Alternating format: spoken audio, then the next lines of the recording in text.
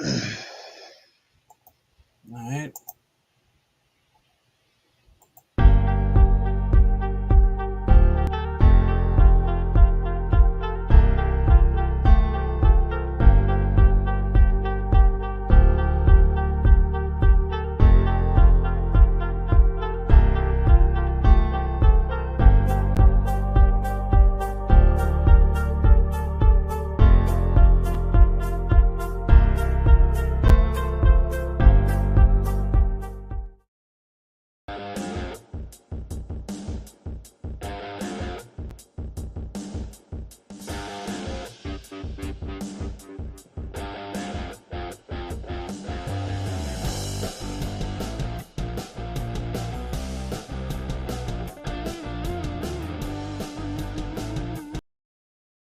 Hey. And Jerry. Yeah. So I love how we can be when we just start this stuff off.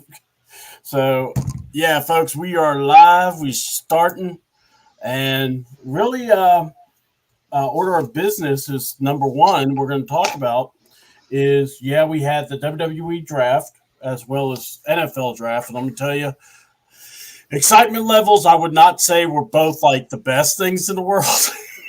So I can't comment on NFL, but well, yeah, for me it sucked, but I'm not. I'll deal with it on the other podcast I'm on because everybody wants to tell me I need to have hope and believe. And when you've been a fan for so long, hold on, you've been a fan so long, yeah, that you become Morgan Freeman. Hope's a bad word. It's a dangerous word. It'll make a man go insane.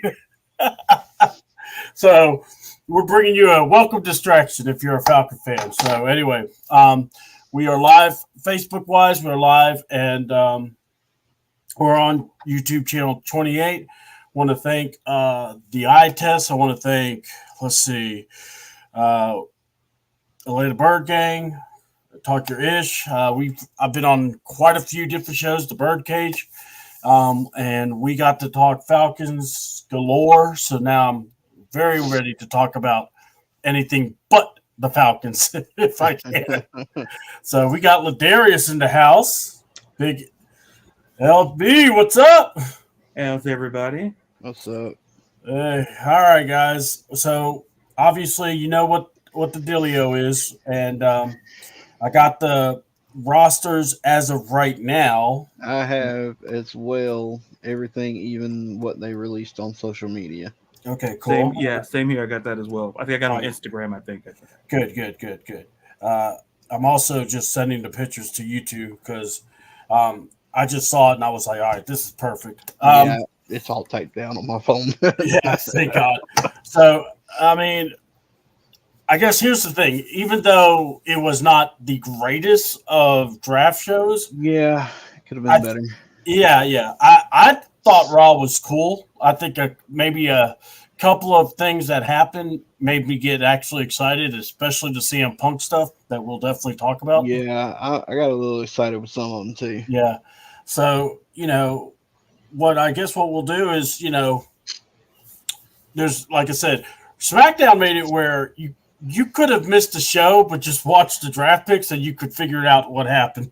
Yeah. So, and I hate to say it like that, but when you saw like the roster you had to choose from, you're like, yeah, no one's changing. Yeah, that's what kind of upset me is very few people changed. Yeah. From Raw to SmackDown. Yeah. And it's almost like nobody really stood out when you saw who went where. It really was kind of confusing when you watched it. I mean, honestly, the only ones I was truly excited about came from NXT. Yeah. I think, honestly, a lot of the NXT guys and women were excited about. I mean, I know I am. So we're definitely going through, and hopefully everyone on Facebook is joining us. Hold on, just gotta. I know mine's running. I'm not sure. Yeah, me too. So we're making it live. We're making sure everyone sees us. So that's what I love about having. That's why I send everything to you guys so I can make sure and save it and send it everywhere.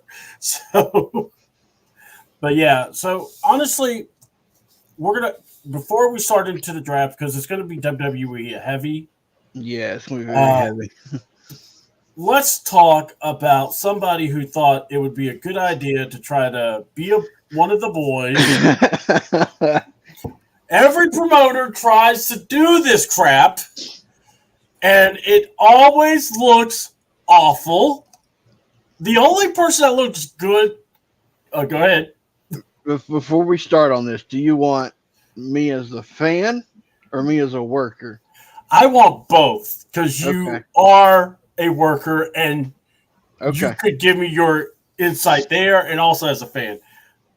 I'm going to tell you, when I say I don't watch AEW, I'm not watching. I mean, I'm not trying to be mean. This isn't like a thing that I'm trying to, to get clicks or whatnot. When you did that skit with CM Punk, and all you really did was just show that Jungle Boy is a punk. Yep. And Tony Khan feared for his life. I mean, I don't want to know what he feared when he was in that position with Matt Jackson. I personally don't want to know, but the whole thing, the whole kick-a-boodle, I thought AEW buried Swerve, and they tried to cross-connect or cross-correct. So, I'll tell you what, I'll give my full view. I want to hear what you guys thought because, like I said, you guys are on my panel. I'd like to give you guys. I'll let him go first because mine's going to be long. All right, Ladarius, go for it, bro. No, go ahead, Jerry. I always yield. Take it away, Jerry. I yield my time back to the senator from the Lone Wolf community. So. Wow, we're putting you. We got you a senator now. Right, got me over. Hell yeah. Woo-hoo! Okay, so as a fan with the whole Tony Khan taking the Melton driver and all that good stuff, as far as setting up the spot between Jungle Boy and Tony Khan, you kind of knew something was coming. Yeah. But if you're going to take a bump, no matter how silly it is, at least make it look good. Yeah. Because just fucking crumbling, flipping back when you get hit right here in the stomach and chest area with a microphone at that. And then just laying there. And then going on national television the next night doing this number. Like I said, I'm talking about this, and then we're going to talk about what you just said. But yeah, go on. I get the angle they're trying to put into place here. Mm-hmm. And it's more kind of like the Vince McMahon and Stone Cold angle, kind of, but with a little bit of another twist because they are EVPs and all this good shit. Okay. So it's a little bit different, but it's kind of the same thing, to me at least. Now, as a worker side of this, the bump was terrible. Going on national television, completely killing the fact that you just got dropped on your head one night ago. Mm-hmm. And I mean, not even just dropped on, you got drove down by another person. Yep. Like, you're killing your show without even knowing you're killing your show and your guys. Mm-hmm. You know, and I mean, don't get me wrong, Nick and Matt are great or they were great. They've gotten worse. Yeah. But as a talent, they are decent when they need to be decent. And, but they're solid workers. I mean, right, they're solid guys. They always have been. We're not Jim Cornette. We're not going to bury those two. But I mean, anyway. Yeah, well. Anyway. I'll get there. So you're killing your show without killing your show. You're killing your talent and killing one of their most popular moves that it could be potentially dangerous. Mm-hmm. And making it look like a weak move to where, okay, it didn't work on a promoter who's never been in a ring, never taken a bump.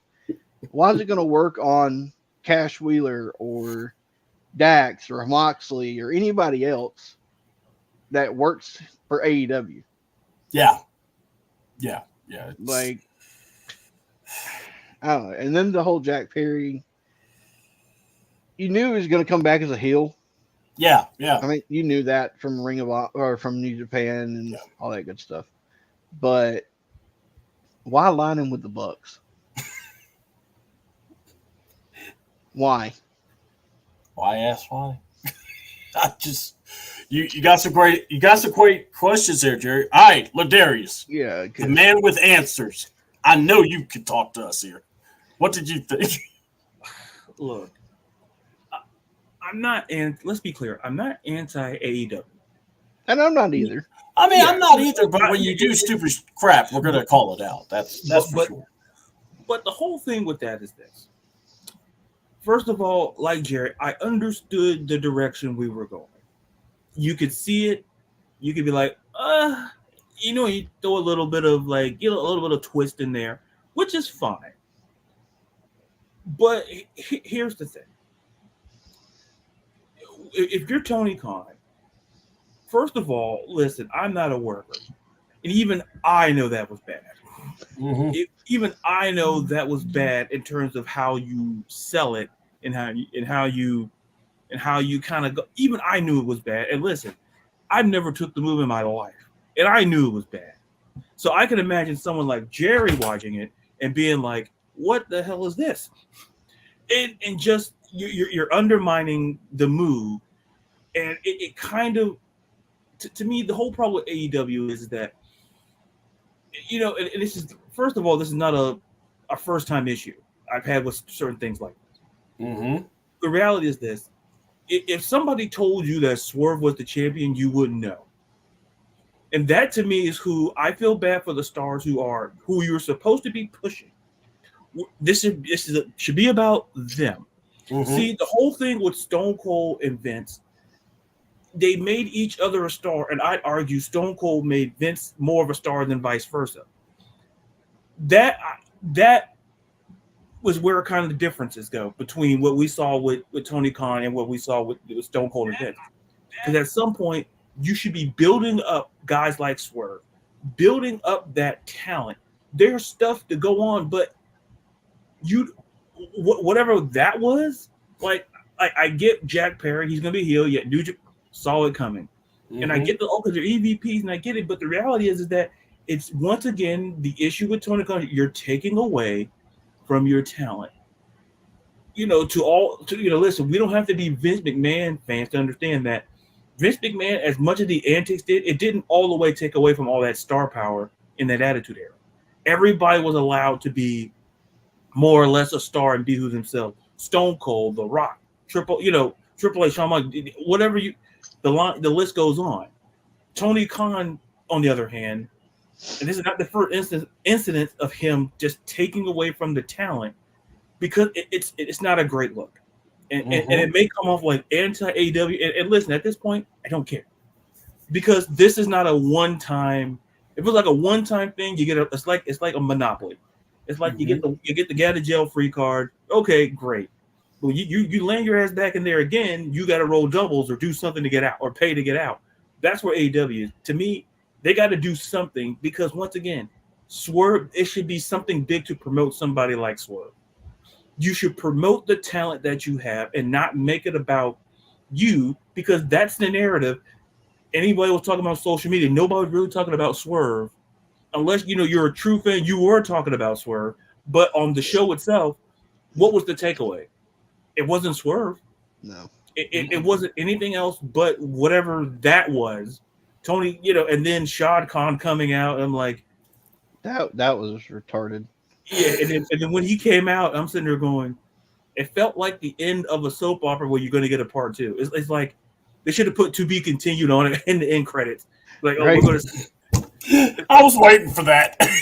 Because I'm like, you see, he's just looking over like, my son. I didn't even really know who the hell he was at first. Because being the football, I was like, what? This guy should be running a football team. He's even worried about his son. I'm like, don't you have a draft to worry about? Like, you worried about this? He came out. Get up. We got to work on the draft. Oh, you okay, Dad? All right. I got a neck brace in the back, but that to me, it's kind of something like Jared said. To me, I understood what they were doing, but it just took away too much from the talent. And that to me, I feel bad for especially guys like Swerve. The list goes on, but Swerve's on the top of that list for me. Yeah. All Well, right. No, good. on top of that, I saw something about them losing the TV deal. Yeah. Yeah, with Dazn or Dazn, yeah. Yeah. DAZN. Yeah. The Zone, I think it's called. Yeah, I don't even know what that Calzone, is, but yeah, because due to like low ratings, and I'm like, no, I get it. Like, I get it. That didn't help. Yeah, I mean, I'm all right. So I was going to try to pull up the AW match order to kind of prove a point, but I think we are going over it as we were talking. Here's the deal. So this AW show started off with the Bucks, Jungle Boy or Jack Off Perry or whatever, Okada, but basically he's a Japanese version of Cody now because he doesn't really. They have I saw a great thing. They killed Okada. Yeah, he's dead. They have turned Okada into a mid-carder. I saw something that they compared that with him and Tama. Yes, Tama came from Japan as a mid-carder and now is a star. Okada came from Japan as a star and now is a mid-carder. Right. But that's how it feels. And then your first moment, you knew nothing else. You remembered Dynasty Swerve winning the belt. We just talked about it, how this is the first black heavyweight champion. And the first person you see out is Orange Cassidy and Trent. Who gives a damn about the best friends? Yeah. They don't matter. This is your champion, and you buried him. And not only that, you're in Jacksonville. You're in the place, in Daly's place, where it all started, or where it really got close-knit during the pandemic. I mean, I think a lot of people look really highly about Jacksonville, and about, what they did, because they did some cool stuff. I mean, I know, a lot of people want to hate on AEW, but for the most part, they did do most some of the matches were pretty good.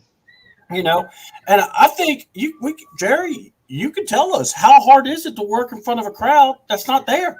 It sucks. Yeah, I mean, you don't get that pop that you know. So yeah, So I'm not wanting to crap that, but the thing is, you should have given Swerve that moment. Yeah. You went off and gave Willow that moment. Now, look, I don't have a problem with Willow, but for God's sakes, if I have to hear Monet talk anymore, she's getting the same treatment as Pat McAfee, and that's a mute button. I can't stand hearing her talk. I love her work, but apparently we can't see that. Yeah. And you're turning Monet into oh God, she's on click. Yep. She's Tony Khan. This is Tony Khan's issues. And you did a championship celebration for Chris Jericho for a belt that's not even recognized. And then you feature Moxley and Hobbs. Now, I granted they did a good job teasing it. They did a good job. I have no problem because you delivered. But if I told you Swerve wrestled, would you have believed me? It felt like an afterthought. Yeah, and I mean the match was good. Mm-hmm. Like the match was real good. But and just like you said, they should have started the show out with Swerve coming out, celebrating his win, then have Don come out, then have Kyle come out, then start your match. Yeah. If you're going to start with that match, that's how you do it. Yeah, you start the match, have a promo off, have it where, Kyle Fletcher or Don says, I got a guy that's been waiting in the wings that deserves a shot. Yeah, whatever. This guy should talk. He should know how to do this. Yeah. I just felt like they treated Swerve as an afterthought, and the man just won your championship. Yep. There's not many guys that have won that AEW title. So, if it's prestigious, make it. And I have a really sick feeling that I'm hoping to God it doesn't happen. But I have a feeling Swerve's about to become a transitional champion. Because your new world champion is the guy that came back from Japan with a scapegoat look, and yeah. So, but yeah, that's how the show went, and all the most talking points were about Jack Perry, Tony Khan, the Elite.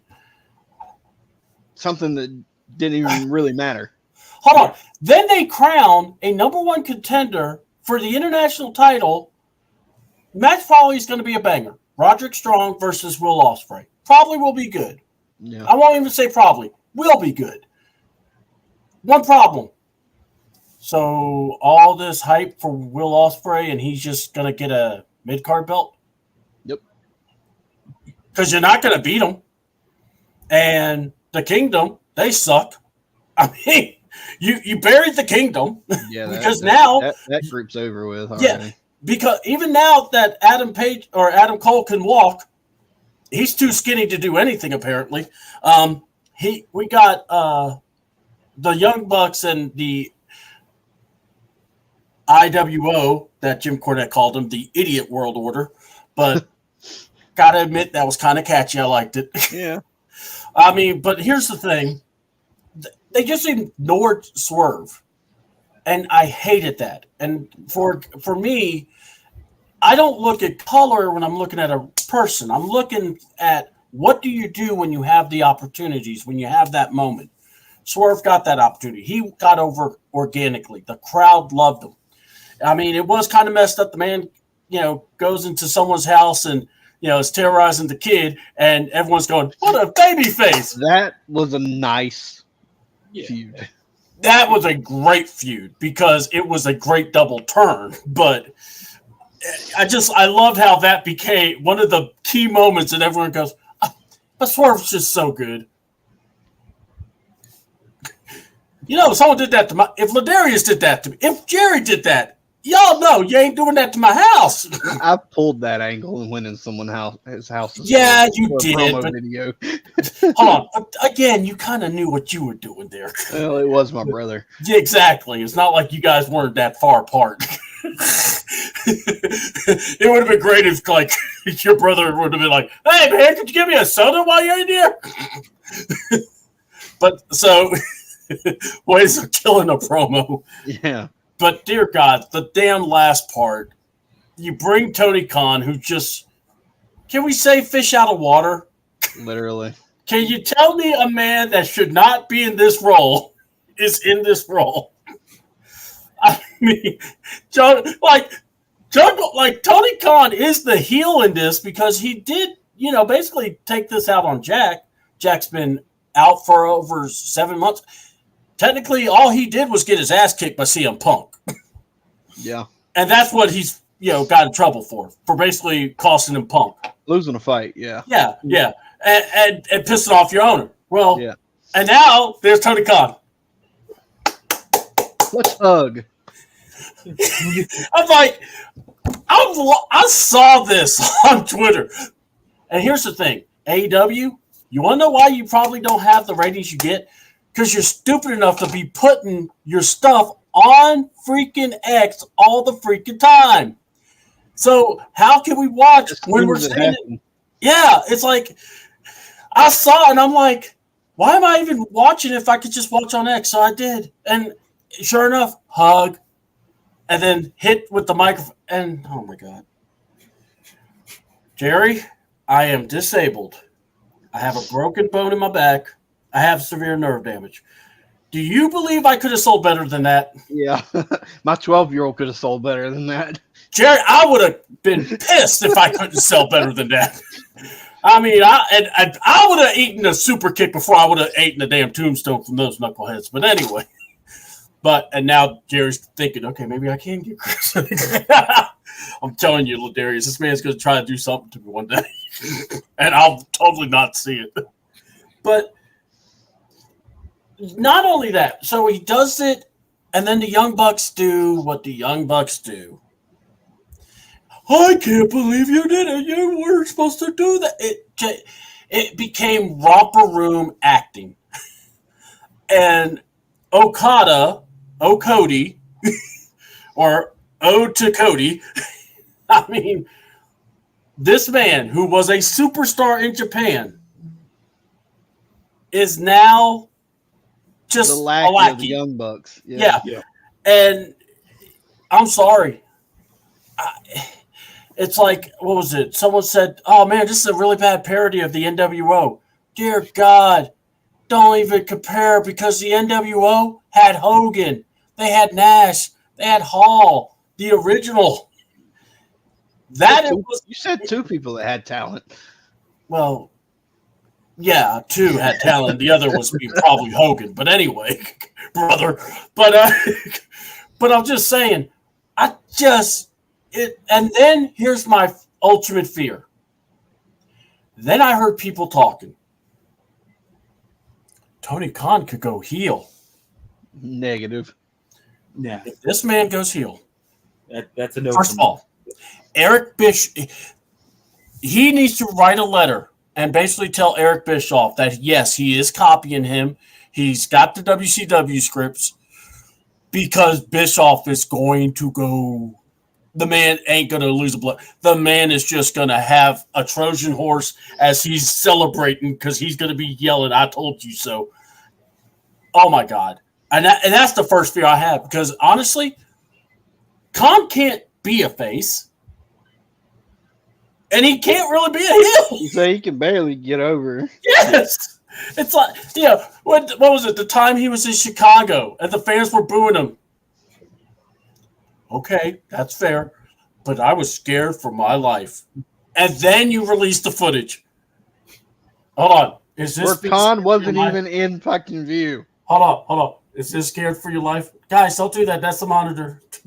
Jerry, don't do that. Don't choke out Ladarius. That's the monitor. Ladarius like, not my problem, boss. And we'll be right back. And we'll All right. So I saw people mix reviews. Some people thought it was great. Some people thought it was good. Some people thought it was horse crap. And I wasn't going to say anything. I kind of wanted to see because I know from watching football, this idiot is going to be on TV and he'll be talking because he works with the Jacksonville Jaguars. And he does strategy something, but quite honestly, if he's working on my team, that should tell you about how bad the team is. But anyway, so I'm like waiting. And I saw him in the first round while we're doing the live stream. Shout out to the eye test. And we watched, and I saw him with the neck brace. Mm-hmm. Yeah, Jerry, you want to kind of do the impression of Tony Khan in the back room with a neck brace? With a neck brace on, mind you. Oh, could you get – my favorite part was this. Yeah, over there. Yeah.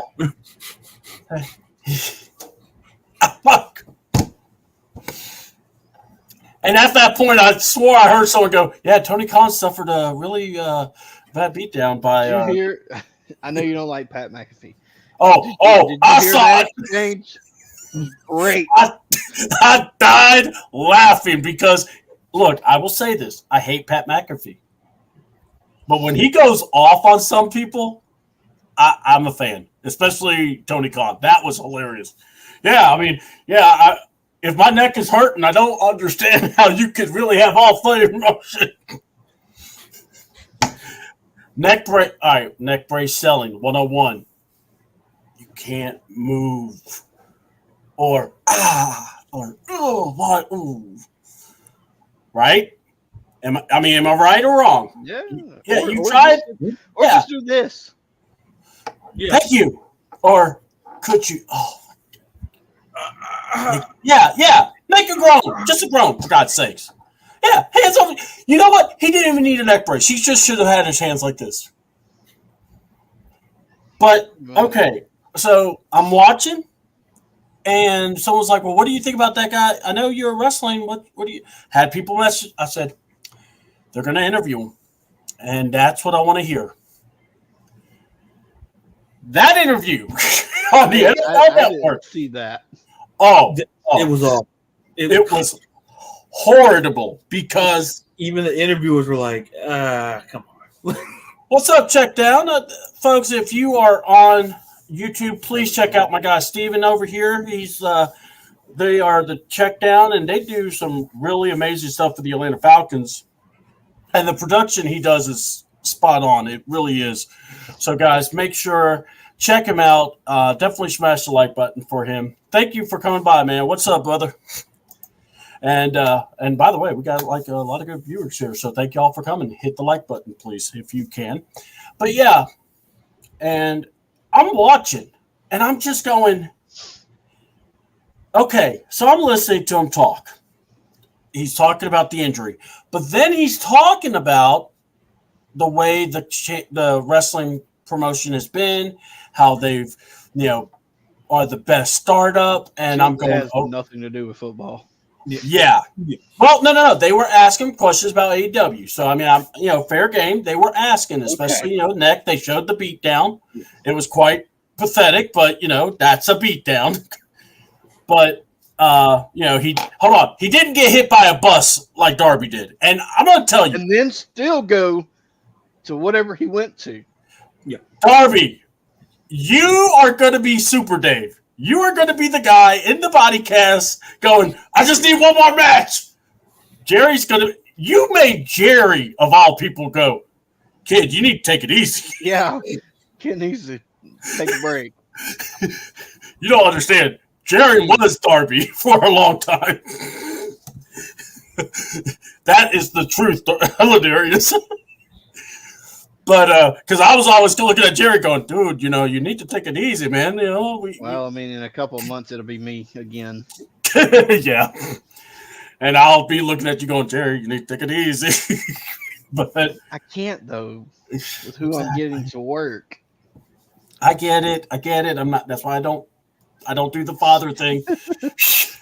So, but he does and then he goes, okay.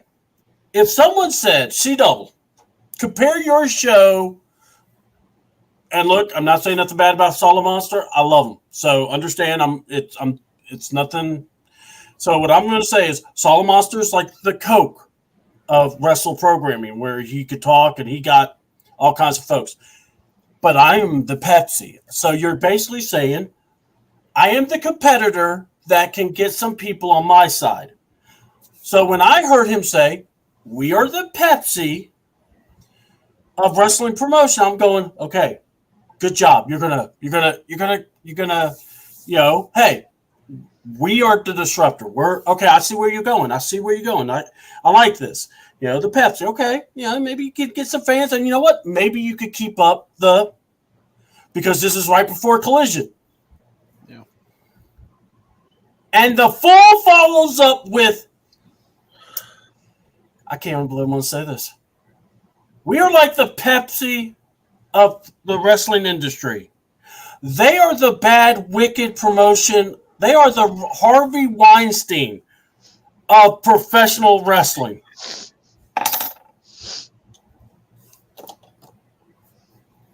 Jesus. Sam Weish, great interviewer. Awesome guy. He was on the Birdcage. Really cool guy. He's not going to make you look stupid. His look on his face was, cut the camera. Yeah. This guy's an idiot. I'm about to swing on him. And you did that before. Now, thank God, because I was going to say, watching the interview, I was like, damn, you didn't mention Swerve. Because this is one of those. Yeah, we're going to have a show Saturday on, Collision. Swerve is leading off the world champion. We're going to have a nice, awesome championship celebration to recognize Swerve. Nah, Harvey Weinstein. And I get it. People say, well, WWE, all dirt. They're removing those people, by the way. And the other thing is this. Keep your mouth shut when you have Don Callis, Chris Jericho, Darby, and another guy, I believe, I'm trying to remember, Ric Flair. And you've been in bed with a lot of these guys now. You have them on your show. And you've done nothing Nothing. Plus, to mention, people can look at you and go, okay, you put the belts on Willow. My favorite part after Dynasty, someone posted this, and it was AEW affiliate, but it got deleted, so I don't know how long it's lasted. But someone posted, congratulations to Willow becoming the first TBS Black Women's Champion. The next comment was a picture of Jade Cargill with the TBS title, and someone going, are we sure you're saying the first? Moron. Yeah. And Tony Khan liked to tweet. And then it's like, then the tweet disappeared. Of course, because, but he's like, oh, they're talking about us. It's like, no. It's like Jeff Dunham and the Twitter guy. So that's what happened Saturday or Friday. And I don't know what the ratings are for Collision, but my thing is this. You had a really, for some people will say interesting. For some people, not so much. But I just got to say, but you followed up with that comment, man, that does not look good for you. And in my point of view, I will check AEW out through the YouTube or Facebook or X, because that's how fans pretty much follow it now, because they're not reliable on TV. They're not reliable on the pay-per-view. I mean, if you want to see a good show for a pay-per-view, AEW will hook you up, but you're not getting the stories. You're not getting the whole hook lines. And now this beatdown thing, I'm going to tell you, I hope to God they don't put the belt on Jungle Boy. Me and you both. Because that would be double or nothing, and it would be against Swerve. And I would, man, that would look horrible. So what do y'all thought about all that? And then we'll go into WWE talk. I agree. That would be horrible. If you're going to put a belt on Jungle Boy, put the TV or TNT title on him. Yeah. If you have to put a belt on anybody, you could go for the international title, Yeah. And throw him in there. Hey, he could be the one that pins Strong. Ospreay doesn't get pinned, because Ospreay is your super face, But yeah, what do you think, Ladarius? I don't even know where to begin. But I want you to begin. You just from the beginning, or you begin where you want. Be the disappointed parent, because I feel that right now. Chapter 5, the sample version. No. Here's the thing. I want to go back from the interview. It amazes me. When it comes to Tony Khan, it's easy to say for him to stay off of social media. It's easy, but here's the reality. When he does not understand that he's hindering his own product more than he's helping it, that's the problem. Yeah. Because, listen, he could have literally said anything else than what he said. And I saw, like you, to your point, C-Dub, I saw what Steve White, love the dude, and when he gave the look, I saw the look on his face, that's how I knew. Like, he was basically saying, we can pull the plug. We got to do something because he promote your brand in a way that people actually want to watch it. Like, heaven forbid, that's a concept that's been going on since the dawn of time. Promote your product to get people to come. Whether you're on the street, you're trying to sell hot dogs, or you're trying to sell a wrestling promotion, try to do it in a way where people are actually going to want to buy the hot dog, or people are actually want to tune in and watch. Mm-hmm. Because at the end of the day, when you look at the market, it's all about, there's no monopoly. You can have the opportunity to take viewers and that could have been an opportunity for Tony Khan to promote Swerve. That could have been to promote his brand, to promote it. But what did he do? Mr. I'm moving my neck in a neck brace basically stood up there and gave one of the worst metaphors I've ever heard in my life. Like, listen, you don't have to. You don't have. You could be a non-wrestling fan and know that when you compare anything to Harvey Weinstein, you know it's bad. Yeah. You know it's bad, and then the fact that at the end of the day, Tony, if you're going to be a fan, but not when you're running a business. Okay, get people to actually want to watch your show. Stay off of social media. And I know people have said this, but somebody seriously needs to tell him. Yeah. Get off of social media. Stop worrying about what the next person's doing. Focus on what you're doing, because you keep screwing around. Other TNA, Impact, they're going to overpass you if you keep doing stuff like this. You're going to be third. You're going to be an afterthought, because at the end of the day, you don't see TNA getting on social media and getting involved. You don't see Triple H or nobody in management over at WWE doing nonsense. When they have interviews, they're legitimately professional interviews. And like even when Triple H was on the McAfee show, maybe some people didn't like some of the things he said, but the reality is it was nothing out of the context that whatever Tony Khan did. You can kind of be like, I disagree with Triple H, but you're not going to stop watching WWE. If you were somebody and you just never heard of AW, like, oh, you have to take up an opportunity. It's the first time somebody's watching you to get you to watch your product. You could have gained a whole new following of wrestling.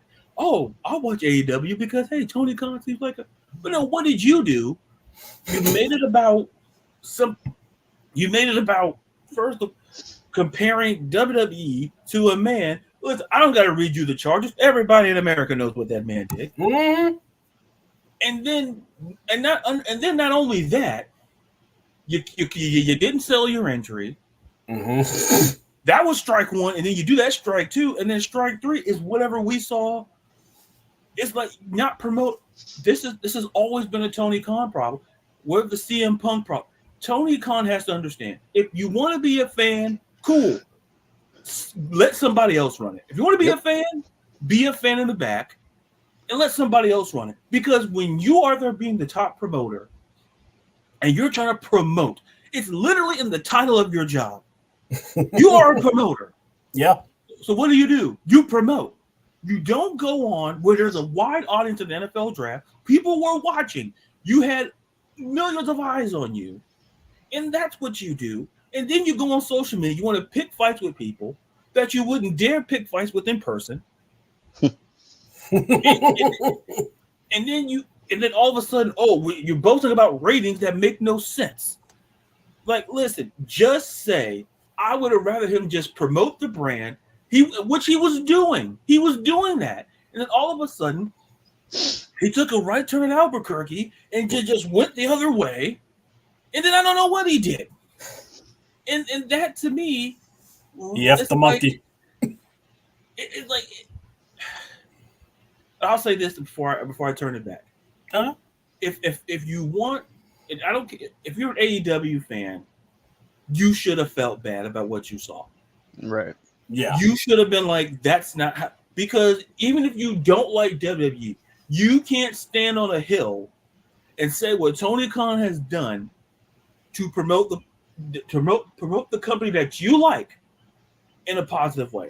You can't say with the straight face, because there were moments and WWE was, listen, Vince didn't do the greatest job in the world, and he was rightfully called out on it. So if we're going to have the standards here, you got to be, if you're an AEW fan, all I'm going to say is this. You need to tell your promoter, stay off of social media, focus on booking great shows, focus on promoting people who actually your fans like, who you like as fans, and just keep it going, because that's what Triple H is doing. Yeah, That's what Tina. They're focused on getting better at their product. You want to sit up here and tout whatever you're doing, even though it could be nonsense. But then you want to start. You're being like the kid who peaked in high school about your accomplishments. Like nobody cared if you're literally if you weren't who you were, you wouldn't have the job that you did. No, not at all. Because you're a fan. Listen, we can all be fans of stuff. That doesn't mean we own something. It's business. Just like if Jerry's a fan of wrestling. If he had a promotion, he's going to be about business. He's not going to try to book something to make like, oh, this is what he's going to book it based on the business and how it goes. That's how you should do it. Mm-hmm. Not just be a fan, hug around, giving thumbs up at little nonsense, and not knowing that you had another black champion. Why are you doing these things? You and your company. Like Scooby-Doo could have solved this case quicker than you. Oh my God. And the man can't type on the computer. And he could have looked up and he would have known, wait a minute, Willow's not the first. So whoever's running, I hope somebody got fired for putting that post up because how do you know she's the first? Like, wait a minute. So all those pictures of Jade Cargill holding that belt, are those AI deepfakes? Like, what are we doing? Are those fake? Are we just... We just misremembered. Yeah. It's like the Sinbad movie. It never existed. Yeah. Men in Black, someone just shot him with that thing, and he just forgot he had Jade. Like he forgot he had Cody. Like you said, though, like if you're gonna promote a promotion, especially on something that's not wrestling television, like that was the chance for him to get thousands of new people. Yeah. Watching his show, watching his product, and he killed it. Yeah. And I'm gonna take you should know who I'm talking about. But there's a local promoter, and the saying is Gary's gonna Gary. Tony's gonna Tony.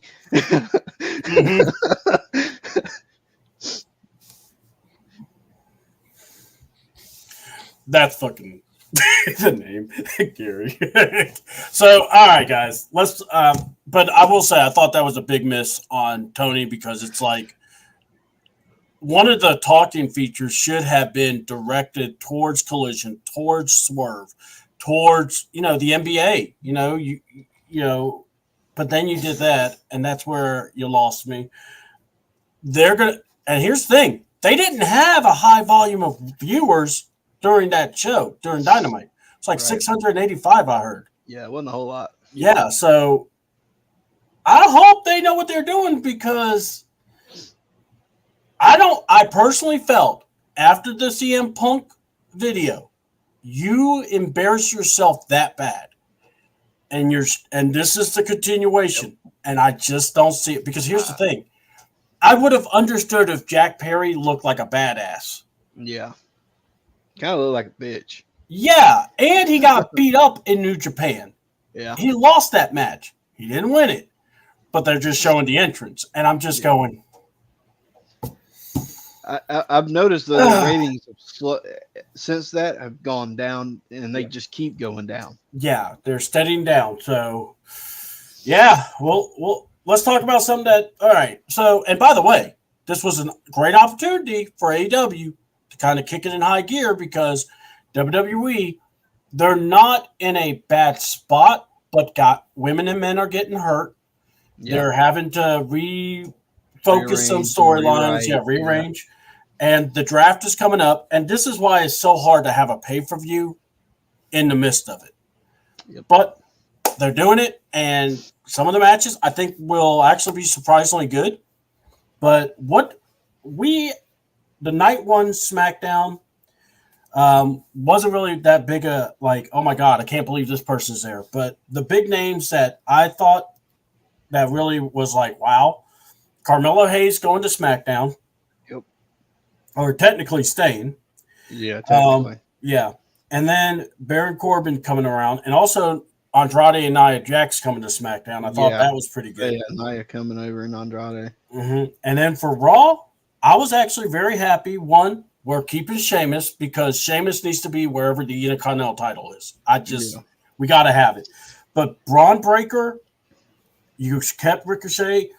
And my Kiana James, I was happy for. But I was really happy for Albert Fire and Don. Yeah, me too. Those those were ones I was very happy for. So night one, what did you take from night one, the draft? You can go first. I went first last time. All right, go ahead, Ladarius. I was playing ping pong. No. Yes. You know, to me, the big take. I think to me, the whole thing with this draft. I understand it, but then I don't, because essentially, when I think of a draft, you're going somewhere new. When I think of draft, you're going somewhere. I'm assuming you're going to make like a mass exodus, going switching brands and things like that. But to me, like the big takeaway is like, look, with like Bianca Belair, like that didn't surprise me, because look, they're building the women's division around certain stars. Yeah. And Bianca's pretty much, to me, on top of that list.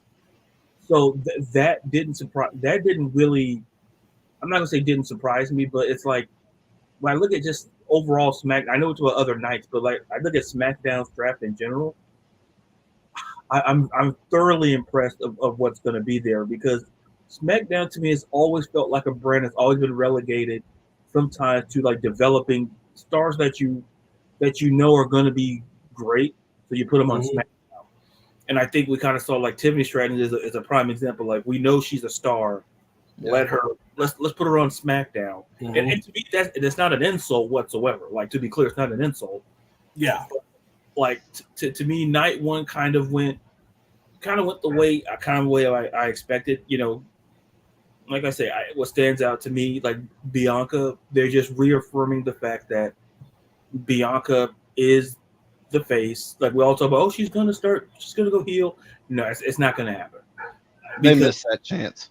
Yeah, like if they were gonna do it, they should have did it maybe at least a couple of months ago, if they had the opportunity. Or at Mania.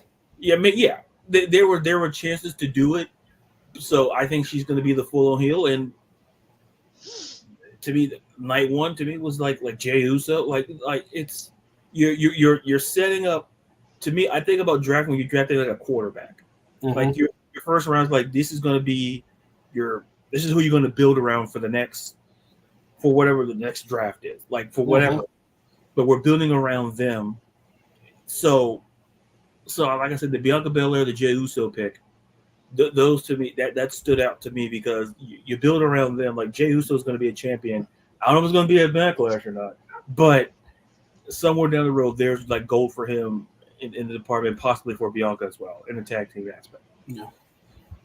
What say you, Jared? So, like you said, like I'm happy for certain ones like Carmelo, Isla, and Alba, and Andrade. But like the ones that kind of threw me is you've had guys like Gallows and Anderson and Ivar, and they've all been on NXT for the past 3 weeks. Yeah. Why just not draft them to NXT if they're going to be in NXT for the past 3 weeks? Right. See, that's another thing that gets me as well. Like, NXT can be considered, it's not a demotion anymore. Not anymore. No. Yeah, not anymore. Like, it's its own brand now, essentially. Yeah. But the one that I really didn't like, and I wish they would have put LA Knight on Raw. Yeah, and that's me. Like he's ready for that upgrade to move to the bigger brand. Let's see who else. We all knew Solo and them were gonna stay. Kind of surprised Jay, even though he has the title match, didn't get drafted back to SmackDown. Just set up for the bigger bloodline feud. Outside of that, I mean, that's really, Nia going over to SmackDown. That was pretty cool. Knew Randy was going to stay. You knew most of them were going to stay where they were at. Yeah. Now that Chad and Otis and them are on Raw, I'm kind of permanently for the future, kind of interested to see how this goes, because. Draft 2, the Creed's got to stay on Raw. Yeah. So I'm kind of seeing where that's going to go. Yeah. But and I just wanted to add something if I could. Yeah, go ahead. A pick that I really liked, to talk about SmackDown, I really love the Blair Davenport pick. Yeah. Yeah, I was going to go there too. That's one of my favorites. I was a little shocked. It's like, it was shocking, but it's like when you look at how NXT, you look at what she's done, you're like, oh yeah, she's ready. it's one of those things where like we can have like I tell people we can have like Kiana James, like we can have conversations about that. But when I look at Blair Davenport, I kind of look at her and kind of go, I can see her somewhere down the road being in that championship conversation. I think, outside of being NXT women, she's pretty much checked everything she could do at NXT. Yeah. And then now she goes to SmackDown where she has the potential to face the likes of like Naomi and Bayley and then Tiffany Stratton. So to me, I think that's a pick that's going to be interesting because of shaping the women's division on SmackDown. Yeah. So I really like it. It was like a late round pick, but of all the NXT star, that Blair Davenport pick, I think that's the one to look out for. Probably maybe a year from now. Yeah. And to see where she goes, to see where she's at. Her and Lycaria, I was very happy about both of them. Yeah. When I think of night one, first of all, when I think of night one, I sit back and laugh because we saw the most funniest use of security camera footage ever. And I think my guy Carlito, who I love, Carlito is he's cool. He cracks me up. I have never seen a heel who's basically just got exposed for turning on a guy, and his reaction wasn't, "Oh yeah, I did it." His reaction wasn't, "No, man, they're lying." No, his reaction was, "Oh." And then ran. I'm like, "You're running for Rey Mysterio. Come on." Right. I mean, that's like me running away from a little kid. I'm like, Strowman, yes. Yes. Dijak, yes. Yes. Karrion Kross with the helmet. Yes. Not the helmet. Kevin Owens and catering. Yes. Rey Mysterio, not so much. What are we doing? To me, when he lost the apple, I said, this guy's going to be a heel. I'm like, no apples. We're not dealing with he was all business. And I'm like, when I didn't see him bite into an apple, I'm like, I'm assuming catering had apples. He's like, you know what? No. So that's how I knew he was guilty. Like, he didn't have the apple. So, I thought the pick that changed a lot was Braun Breaker. And I liked the pick because I'm telling you, dude, this guy, him and Carl, it was great to see them both get drafted to SmackDown, one going to Raw. You could probably make an argument for both to be the other way. But my only thing with Breaker is he needs to slow down just a little bit. And God, his promos are almost as bad as his uncle's. Okay, but here's the thing. Look at the roster he's about to be in. Oh, I know. I think he's about to get some help there, and I think on the promo level, I'm with you. He does need some help. Jesus needs to intervene. Yeah. We saw Randy join Kevin to save Kevin from another beatdown. Yep. I can't wait for that match, actually. Yeah, that's gonna be a good match. Randy Orton and KO teaming up against rated the RKO. RKO. Or Stun KO or the KO, the RKO show, or they're going to do something. But we're going to work on it. There'll be T-shirts and everything. We're working. Yeah. Oh, they will be. Yes, especially if they're going to be in France. Not bro KO, so thank God. God, I thought that was going to kill Randy's career. Like for Sheamus, I want a Bangers and Burgers shirt because I'd buy that. Oh, Jesus! That should be his new gimmick. He throws a burger at somebody. I put that on Twitter, and I put listen, Bangers and Burgers. Who does get a great match and get a nice classic burger at the same time? I mean, a classic Fuddruckers burger that's double meat in it, man. I'll tell you what. What about the fries? We're not going to talk about the fries. No, we're not going to talk about the fries. Check the fries. But all right, night two. Because I'm going to tell you, night one, I felt like it was a snooze fest. I thought the Cody and AJ. It's like people were going, "Oh, you bringing the dad?" Yeah, I mean, the only thing I was aggravated with was AJ not bringing up, "I fought your dad." Yeah, right. That's the only one. That's the one thing I want to hear. Because if we can get that, then I want to hear the rest. But I'm okay. Just it is what it is. This is why I was like, not. It's like Backlash. I wasn't too excited about because I'm going. Yeah, we're doing a draft, guys. Yeah. Night 2 starts off. What were y'all's impressions of Night 2? The trades, or not trades, because we'll do all that. All But untraded. But so Night 2, my most standout would honestly be Damage Control going to Raw. Yeah. LWO going to Raw. Thank God. Now Dom and Ray are on the same show again. Nasty Sanchez. Yeah. Ilya Dragunov coming to Raw. Oh, I God, am I love that. excited to see him and Gunther go at it. Him and Sheamus. Him and Drew. Hell, him and Dijak, for God's sakes. Well, yeah, him and Dijak. New Day coming back to Raw. That was a little surprising. That was. Candice and Indy going to SmackDown, which of course that means DIY goes to Yeah. When you saw them go to SmackDown, I was like, they're going. I was like, yeah, DIY's going to. Like we spoke a second ago, Blair Davenport, Valkyria, the Creeds, and Ivy Nile staying on Raw. Odyssey Jones, which you haven't seen much of. Yeah. I didn't even know he was still working for WWE. I didn't know either. I'm like, is this guy still getting a check? I'm like, hold on. Odyssey, I gotta say this. Odyssey Jones is what Michael Penix is to the Falcons. They're sitting him on the bench, and when they're ready to use him, they're gonna get him. That's what I've been told about Michael Penix. Well, that's Odyssey Jones too. So it's out a whole year. So Michael Penix will start a game for the Falcons before we see Odyssey Jones in a match. Probably. Dunn and Bate coming back to Raw from NXT.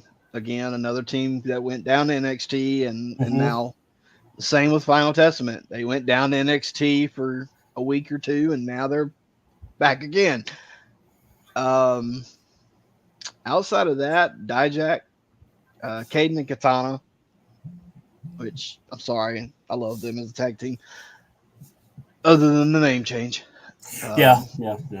I'm with outside you. Of that, I like watching her dance, especially with the hips. That's about it for me outside of what I just mentioned. Oh, sorry. Sorry, Drew. All right, what do you think, Ladarius? I don't know how to top that, but I'll try. Look, man, she can dance, man. There's nothing wrong with a great dancer. I mean, yeah. But exactly. Those were my words, were no words. But I think, to me, kind of seeing like Shinsuke going to SmackDown is interesting. Mm-hmm. I actually like that move because it kind of felt like everything's kind of played over at Raw. I like that, and also Giovanni Vici going to like my whole thing with that is that if they do it right, because like when he was the singles guy, when he did when he was doing that. His whole shtick with the camera and all of that, I thoroughly enjoyed it, and it sucks that the way you kind of saw that Vici was kind of on his way out of Imperium because he kind of felt like the weak link, and that's not a knock on Vinci, that's not a knock on his talent, but you kind of sense that he was on his way out, and good for him. I want him to go to SmackDown. Like I said, he goes somewhere, fight new people, kind of build himself. Him and Logan Paul. Yeah, like you could do that, and it's gonna be great. So, and like to your point, I like the moves like Kaden Carter, Katana Chance. I don't mind them staying on Raw. Like I said, I just love them as a tag team. I love them since NXT because it's very hard to have, when you have this you're trying to build this women's tag team division. Yeah, it's very hard. Like sometimes it's just like thrown together. Yeah, but with Chance. And with that works sometimes. Yeah. With listen, yeah, you're right. You throw it against the wall, it sticks. Sometimes it just falls off the wall, and you step on it, you didn't know it existed. But I think, with Chance and Carter, it's organic. It feels, and I like them. I would like to see them be in the tag team picture. I would like to see that Candice LeRae and Eddie Hartwell. It's just, like I say, to me, the takeaways was how we're going to, because to me, no one talked about the last time the people were defending the women's tag team belts. Like they're going to defend Backlash for the first time, and I can't even remember. Yeah, Like I can't remember the last time before WrestleMania. Yeah, it was. Yeah, it's. I can't put like the right date on it. It was like I feel like it was on like a Raw, but I'm not exactly sure. But it was like Shayna Baszler and Tony Stark. I want to say. Yeah, it was always. Yeah, I think it's somewhere along those lines.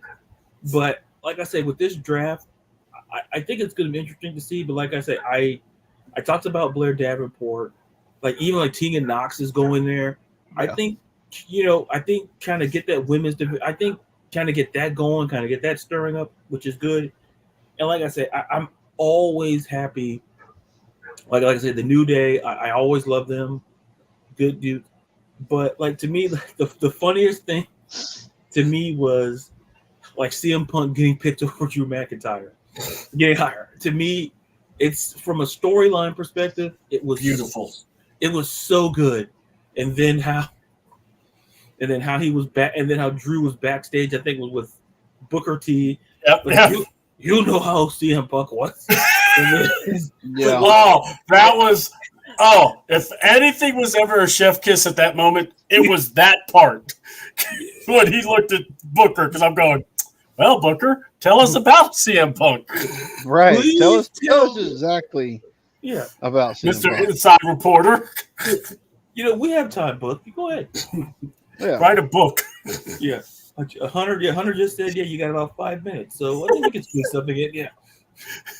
Book was scared because he's like, Trick Williams and, Roxanne Perez. Like, dude, they're champions. They're protected. They can't be drafted. Oh, let me talk to you about. Let me tell you about the awesome truth. Like, does he? I think he's just naming champions at this point. Yeah. He's just looking at names. Yeah. Random names. Ricky Steamboat. Like, what are you doing? Disco Inferno, brother. Alex Wright. What are you doing? It's not WCW. G.I. Bro. Oh, God. That was a great gimmick, brother. All right. G.I. Joe. All right. So my thoughts on this was I thought Raw came out with some for like your mid card. You've got a stacked mid card to heavyweight division. I mean, first of all, you started with Gunther. So, I mean, you got to give some credit to that. I mean, and then, yes, Damage Control. Not only that, I felt like the women also got evenly dispersed too. I thought they really did put an emphasis on. It wasn't like male heavy. They had a little bit of both. You saw that, it was kind of even. That's why I like that Bianca going number one. That's why. And Jade being their first pick also. I mean, that was a great pick for them, and that tells me everyone's got to hold their horses about Jade. I know they're all like, "Oh, maybe she's not that good." Well, maybe she is progressing, and they got an idea what they're going to do. Yeah, give it some time. I know everyone wants the cake to be done within a minute, but you got to sometimes give it a little time to bake. So you can actually eat the thing. Right. CM Punk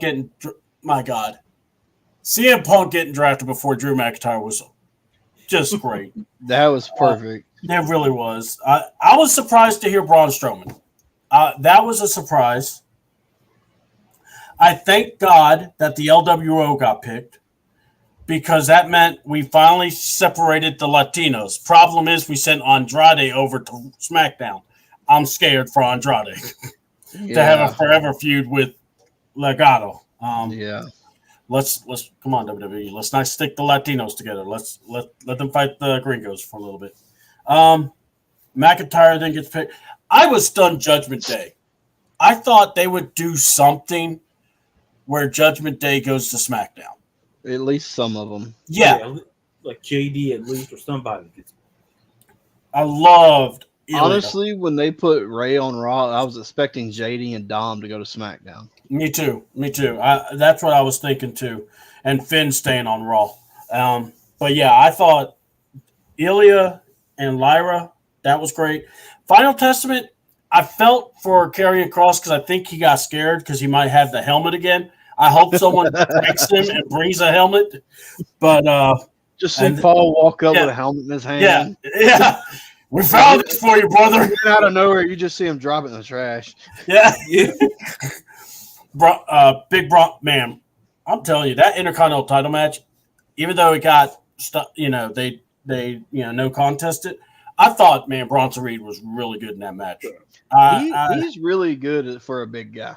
Yeah, and that's why I said the division in Raw, you're going to have some really good matches, and it's going to be some beef guys that are going to be supplying it. I mean, they're going to be slapping some meat. Yeah, big bumping meat. The big meat division. And I'm sorry if you saw Dijak, his response, that was awesome at the NXT program. I am very, very excited about the Creeds staying on Raw because I still think we're going to see a Chad Gable thing, especially when Kurt Angle has offered to be Chad's manager if it works. I am now even more for this, if not before. I mean, I will tell you, I thought that really got me. But yeah, and I thought SmackDown had a very good one. I like SmackDown because you still have guys, but you also have they had a competitive women's division, but I think now it's kind of leveled to both brands now. Yeah. And now we're going to see what these guys can do. I think Cody's got some good competitors coming up to face him, as well as, some guys that we may not be thinking of right now. So, all right, let's talk Raw. I mean, one of my favorite moments was the pick of CM Punk because Drew McIntyre turned it to his show. And then Punk turned it to his show. Oh, my God. When I thought when the Punk music came on, I went, oh, so they're just going to just play the music. Because I saw a picture and I was like, was that like videoed or something? Right. And then sure enough, I'm watching, I get to the spot and I hear Skybox. And I see Scott and I see, I'm up here, bitch. I'm like, oh, this is good. From the CM Punk to Drew, what did you guys think? Because to me, I thought this was like the best part of Raw. I thought. Yeah. They're building this perfectly. Yeah, with both guys being hurt. With Punk coming back. Yeah. Like, this is perfect because we like, whether it's a work or not, you honestly believe that Drew hates his guts. Oh. Whether it's legit or work or not, you couldn't tell me it's not legit. Yeah. And that's coming from an insider, And with Punk being Punk, he's going to get under Drew's skin. He's going to piss him off. He's going to be Punk. He's going to talk his shit, and I'm the best in the world at everything I do, and you're not. Yep. You're like an ex-girlfriend comment. Yeah. Oh, my God. And then the second half of that vignette, when he gets in the skybox and all you see is a picture of CM Punk autograph laying on the table. And then the music hits. Great. Before Ladarius goes, I saw a picture. It was Drew McIntyre looking out in the crowd, and someone says, "Yeah, AEW can't do this shot." I'm like, "Come on!" They can't fill arenas big enough. So, what did you think, Ladarius, of this whole CM Punk and Drew McIntyre gold? Listen. If we can hand out Oscars, we can hand out awards. Like, you sweep the whole category. Because if you don't know if it's like, man, they really hit, that's what makes it so good. It's because you really don't know if it's like, is this kayfabe? Are they being? You don't know, and that's what made. Because when I see Drew, I look at Drew. I'm like, no, Drew is dead ass serious. like Drew went up to that skybox on a mission. Like, have you seen Punk? Have you? And he's like, and then the guy. Oh, he's in. You don't see who the guy is. Oh, he's in there. Like, you don't see who the guy pointing him out. He didn't want to be on camera. He didn't want to get. I get it. And but that's realistic too, because you're following the one guy. Yeah. So you're like, oh, he's in there, and then he opens up, and then just him and his reaction to seeing that autograph. See it, and then as soon as it hits, then you hear da da da da da da da, and then you hear the music, it's 11 out of 10. Yeah. No, That's what makes this so good. To me, that was like the big takeaway because one of the things about, and I keep saying this ad nauseum, and I apologize, I keep saying it a lot on any. I love storylines that fit and keeps me intrigued. Yeah. No, I think a lot of us do. Yeah. And sometimes, people sometimes don't understand. Like sometimes you have to kind of build it, but sometimes it's just already there. Yeah. And with this, it was already there. At least it had me to believe, man, I really think Drew really doesn't like CM Punk. Right. You know, especially with Booker in the back. And Booker, why don't you say something? Booker's like, I gotta catch a flight back to Orlando. It's like I gotta say goodbye to Elia. I gotta hang out with Trick. I gotta hang out. I gotta go. I gotta do a show, and I gotta talk to the wife. I gotta go. But it's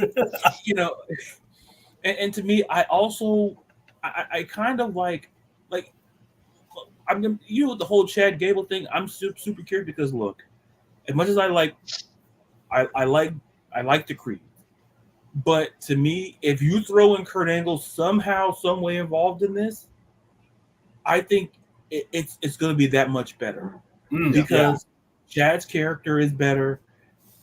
I think I'm curious to do what they do with Alpha Academy now.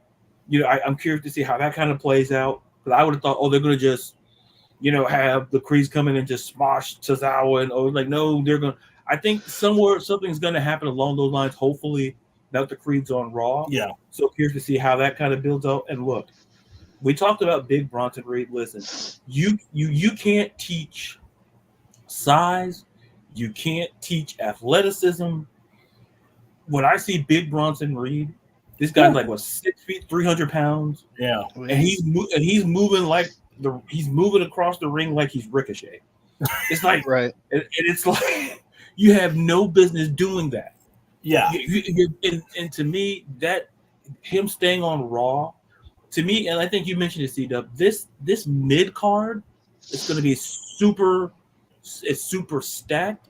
It's going to be super fun to watch because when you got guys like Big Bronson Reed kind of leading the charge, the charge of that mid card aspect of this division, I think what we saw on Raw was that guy's going to be a champion. You don't know when, but Triple H has plans for what he's going to do on Raw, even on Smack.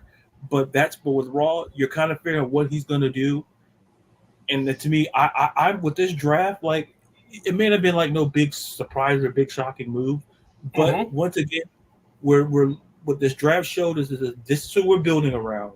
We saw what the draft was like. This is who we're building around, and this is what give us time. People, like I say, people want steak results when you just throw it. You can't throw a steak in the oven. Okay, you can throw steakums in the oven, but you can't throw a steak in the oven. Yeah. So, in the microwave. So it's a huge difference. So that was my kind of takeaway from Raw. I'm just curious to see where they go. Especially when the draft gets into full effect to kind of see. Because listen, I put this on Twitter. I want to see Dragunov and Gunther again. I want to see it. The people deserve it. Yeah. Because when they fought, I think with the NXT or NXT Europe or what? Yep. It was NXT UK. UK. When I saw that, I'm like, sweet G. And I'm like, you're telling me we could get this again in 2024? Right. Yeah, I'll take it. No, I know. Look, I'll take it. Oh, we'll talk because, like I said, there's a few people want to shout out on this, but I gotta say, Drew McIntyre made this whole thing beautiful. I mean, CM Punk, he'll say his stuff, but you got to be able to respond or be able to react, and he was able to react without a microphone, and that is so key. That you could boil an egg on top of that man. How much steam that man was coming off with. Right. Especially the girlfriend comment, especially every time someone's mentioning the title reign of 5 minutes. And I love when he's looking over at Pat. Time me. And then he goes, I'm the best commentator. No offense. And I'm going, you could say offense. I don't care. I mean, you were. I mean, I was loving the fact he wouldn't high five the people that were walking Seth around. So I love it. and I'm buying everything these guys are doing. This is phenomenal because they're both hurt, but they're both being used. They're both being able to extend their character and even branch it into other situations. Like when Sheamus was talking to Braun, he brushes off against them. And it's just, and Sheamus shaking his head going, there he goes, freaking, Yeah. And, like a friend would do. I enjoyed Logan Paul, of all people. Logan Paul keeps this up. He may be one of my favorite heels because he put some importance on Jay being drafted first, Right. as well as Damian being the champ. And he did that by just getting out of his car and, saying, hey, man, thanks for inviting me. Hey, I know you're going to beat the ugly Uso. And it's like, oh, crap. This is where because, Jay got drafted number 1 and it didn't even feel like it. Yeah. And then I love the Jay Uso interview because you saw Liv Morgan come out. You saw Dominic come out. Now, it would have been really funny if he just zipped up pants. But anyway, that would have been something else someone else would have had done. But anyway. Or her going, oh, my God, it was nasty. Is her boom mic down there? Yeah, we got it. We got it.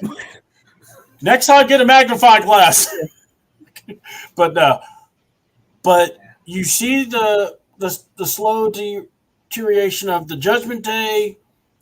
Logan Paul even uses Pat Mahomes. And what I loved about it, Pat Mahomes is not going to get booed in Kansas City. No. Man hands him 3 Super Bowl rings, which weren't Super Bowl rings. Let's get that very clear. Yeah. Yeah, you ain't hitting nobody with that. I mean, although, JD. Can we talk about the ugly ass makeup job? I was going to go there. My daughter would have been ticked about that. It's like we don't have to talk about it, but in a way, I kind of do. Yeah. So we see it. It was probably one of the funniest moments because they've been so serious, they've been so hard hitting. Yeah. But when they did the punch, late JD, and Jay is just laughing at both of them. Yeah, and just standing there with him. Boy. Yeah, and then Roman, Strowman comes out to save it. But what did y'all think, man? I mean, personally, I thought what Logan did, he's done more to help Jay and Damian put more emphasis on their match than we've had the weeks before. So what do y'all think? Go ahead, Ladarius. I'll take it. Yes. To me, when it comes to Logan Paul, look, his heel work. See, the good thing. See, for me, for a heel to work, I have to really don't like. I really don't have to like it. Mm-hmm. Like there's no oh, I'm on the fence. No, and I really don't like Logan Paul, which means he's doing his job. Which means he's doing his job because the music comes out. It's like it's like. But to me, that is a sign of and to me, for him to put over Jay and Damian, I could argue better than both of them have done. For him to come out, and to me, what's more important about that is that the significance of Logan Paul somehow maybe being in the championship picture soon, in the not too distant future. Depending, I think that him going on Raw, even though he's technically staying on, but nonetheless, I'm curious to see how that goes. And listen, the whole thing with Pat Mahomes. Look, if you didn't know Pat Mahomes was a heel, you learned that night he was. Mahomes went full heel, and I don't want to talk about the makeup, but that spoke for itself. Yeah, that was the worst bruised makeup look I've ever seen. I was did someone call the Fiends people and made that? Because it's dude, what did you? He wasn't burnt alive. It was like somebody overdid something, and somebody needs to say something. Who's gonna say it? That's not me. I'm just saying. Could we have put it? But to me, what makes this, what I liked about all of it was, it further solidified to me Logan Paul's place in the company. I think they see him as a champion, not just as United. They see him as a future heavyweight champion somewhere down the road. I think what we're seeing with Jey Uso, I'm curious to see.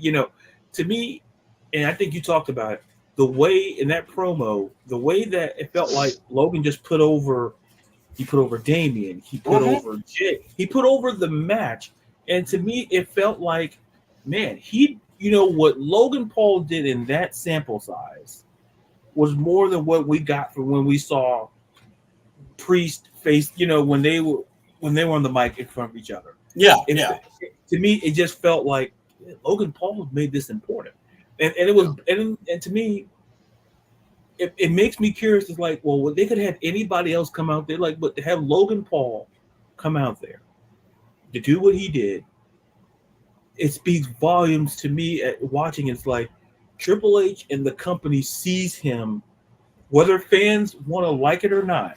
Yeah, he's like, it's not out the realm of possibility. I'm not saying it's going to be this year. Heck, I'm not even going to say it's next year. But some point, we could legitimately see Logan Paul as a heavyweight champion. Oh, that's what I took away from Raw, is that he puts everybody on. He's the quintessential heel, and like I said, he takes the work seriously. He takes the craft seriously. Like we always knock like part timer. Like no, he's legit all time committed to doing this. And then like the whole thing with Mahomes, and then the whole thing with Strowman, kind of staring at Mahomes, and I'm like, I'm Did looking y'all at catch what he said. I heard. I didn't hear all of it. I didn't. If I am not mistaken, and I'm going to double check this eventually because I haven't really got to hear it, but it sounded like he says, "I don't have to worry about hitting you. The Raiders will hit you enough soon." Yeah, that's because Max apparently he's friends with Max. So. Yeah, it's funny you said it because I thought, like, man, if you put Strowman on the front seven, who's going to block him? Yeah, Strowman. Oh, you better take a knee or something, my guy, because he's not playing now because of all the neck and back issues he's got. But yeah. Oh, so what you thought, Jerry? Yeah, I mean, Logan definitely is putting over. I mean, and not even that match. He's done it for multiple matches, multiple title matches, even his own. But it felt a little more, like Ladarius said, it felt like he was putting it over a little more than they were. Yeah. And he's not even really in the match. Right. No. But yeah, I agree. I think eventually he's gonna have a title run. Yeah. Whether or not it'll be, like you said, this year, next year, whatever, but he's definitely committed to it and ready to go. Yeah, there's no talking about is he committed? Is he's part? No, he does it good, and honestly, he took it more serious than I thought Jey Uso did, and I think, I hate to say it, this is going to be a controversial take, maybe. Jey will probably get as high as the Intercontinental title, if that, and I say that only because winning a world heavyweight title. You got to be more than just yeet. You got to be more than just, and we really need to see Jey become that. Yeah. I'm not saying he can't be it, but right now, especially when you have McAfee basically being his little cheerleader. His hype man, yeah. Yeah, and it does not help. And if anything, I loved hearing Michael Cole going, Logan told you to get down. He told you to get down. You know what's in his pockets because brass knucks. But I enjoy that very much, man. I thought it was awesome. And let's see here. Oh, you want to show? Yeah. Sorry, bud. I promise we'll end up here. Yeah. Sorry. Look, I usually have like my recording sign up. I didn't have it up this time. You good, brother. Don't worry about it. I'm not hurt. So, you have we have the LWO making fun of Dominic because we are doomed to repeat this again. But I guess my question is this: what on Raw, other than the CM Punk and other than the Logan Paul stuff. What got you going, or what kind of made you intrigued? I'll go real quick. I thought the Intercontinental title match was good. I was glad there wasn't a winner because I did not want to be a winner. I wanted to have some shenanigans here because you've already did an Intercontinental title match where Sammy beat Chad. So let's mark the waters up. Right. Chad's showing he's ready to fight. We know Bronson in a straight fight can win this thing. But and of course you gotta love Sammy and his performances because he gets it. He plays babyface in peril better than I think anyone has that I've seen in WWE. So what do you guys think? I mean, honestly, like the most, the Intercontinental match, that was great. It was nice not to have a winner and have Chad come out, and especially after getting kicked in the face and the back. That was the Miz and Truth tag title match with Alpha. It was it was a Miz and R-Truth match, and it was an Alpha Academy match. Yeah. I thought the promo between Becky and Liv kind of got the point across that Liv's in the running for a title shot soon. As far as Liv and Nia, it wasn't terrible. No, I thought they did good. I thought it was pretty good, considering it was Jack's, last night on Raw. It didn't make her look weak going out to SmackDown. Let's see what else happened. We had another not Kofi, Xavier and Gunther, their first match. Their match was nice. It was really good. I loved the spot where Zay got trapped in the ropes with his leg. Yep. Oh, the whole time, the chops to the knee, the chops to the thigh, that was just perfect as far as working a body part and sticking to that body part. Because you see so many people, they'll work an arm and then they'll go to a leg. Yeah. Or then they'll grab a headlock. If you're gonna work a body part, stick to that body part. And God, I hope I never get chopped like that. Oh, that chop, the first one he hit. That first one. And then I think it was like the third or fourth one where he caught him like right here. Oh, it took my breath out, and I was just like, "Oh my God!" Like that was, and I've been chopped by some bad people. I mean, I've been chopped by Sean Hunter. I've been chopped by Stephen Lowry. I've been chopped by a bunch of people, and that sucks. But I've never been chopped as hard as that man chops people. I mean, I'll never forget watching. It was NXT versus Ciampa. The man does a chop and beats him, and I'm going. Yeah. I'm not even gonna question what. Right. Because everyone else you watch, if someone did that, we would be like, "Oh, how stupid, how dumb." Which Zay's chops weren't bad either. No, it wasn't. So. This is funny. When I first saw this, I went, "Oh, this is going to be bad. This is going to be so bad." And then I'm watching. I'm going, Zay's not going to be so bad. Xavier can give you some good matches. Oh yeah. Holy crap!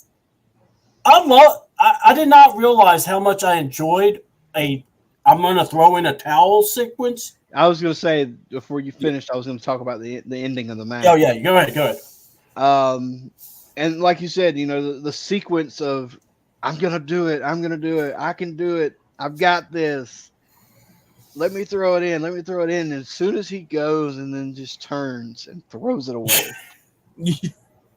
Oh. And then not 5 seconds later, taps out. Yeah. Like, that was the most perfect planned and executed spot in that match. Yeah. Have we ever seen anyone as dominant as Gunther is but as ring talented.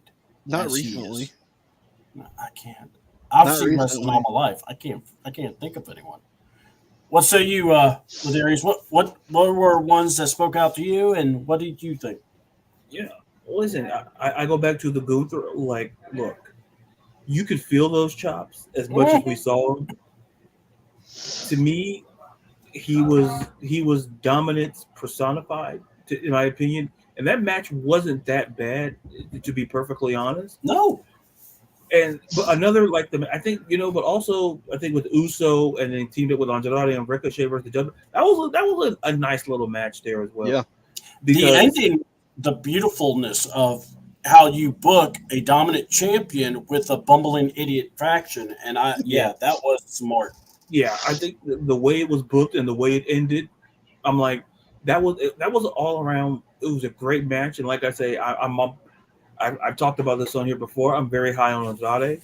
I just think that there's bigger things for him. I think him coming back kind of adds to, like, once again, Steve, to what you said. I think he feels like a guy. He, like, in terms of the mid card, he's on that guy. I feel like he's at the mid card, but has that potential to be in that main event conversation where he's kind of there. Where we talk about guys like, oh, they're mid card, but they're just gonna kind of stay. Andrade feels like a guy that I can see him. If I see him in a championship match, I'm not upset. Yeah, I'm not gonna be like, this doesn't feel right. No, it feels right. And like I say, Ricochet is well Ricochet, and like I said, we learned about the Judgment Day. And look, I don't know how they're gonna play this out, but like I talked about last week when we saw Liv and Dominic Mysterio for the first time, and then what we saw in the interview with Kathy Kells interviewing Jey Uso, what we saw, seeds planted. Yeah, that to me, that was a huge takeaway for me. We're seeing the seeds. More seeds are going to get planted because, once again, we talk about storylines. We talk about, you got to go back to what Liv said. She was going to take everything Rhea had. Yeah. And number one on that list is Dom. Yeah. And number one's on, outside of her championship, outside the championship, of course, it's Dom. And we're seeing little by little that's going to come to fruition. Well, and I mean, did you notice when he interrupted Ray and he had lipstick on? Oh no, I did not notice that. No, if you saw, he had lipstick marks on it. I'm like, my guy didn't have Kool-Aid. That wasn't Kool-Aid. Oh, see, that's great. That's great. I'm glad because I try not to miss stuff, and I'm just like, that stuff I like. Because I'm like, I said, wait a minute, his lips, something looks off. Yeah, they had they were a shade. You could tell that he had something on his lips. Yeah, didn't have Kool-Aid in catering. No. You didn't have Kool-Aid. Like, okay, I have a glass of Kool-Aid. No, there was no Gatorade. There was no pink cupcake. No, we know what was going on, and that to me, that was to me a huge takeaway for me because we're just adding to what Liv has talked about, and like what Jerry said, the mention with the lips. Mm-hmm. To me, like I said, outside of the whole CM Punk and Drew Mac, that's something to be on the lookout for with Liv Morgan because once again, like we talked about on this show, this is why Liv didn't need to win the Royal Rumble. Yeah, or the Battle Royal, yeah. The Battle Royal, yeah. The Battle Royale with cheese. But now they should call it that next time. Oh man.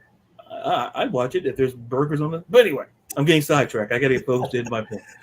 But all in all, like to put a button on it, I think the storyline with Liv is interesting to watch. I think something else to watch for is kind of like the whole Chad Gable situation.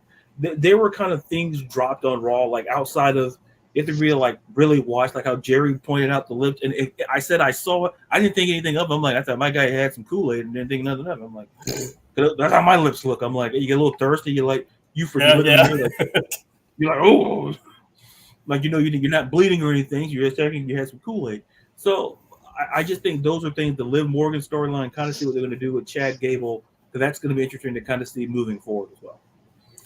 Man, I'm looking for this damn picture now. It's subtle.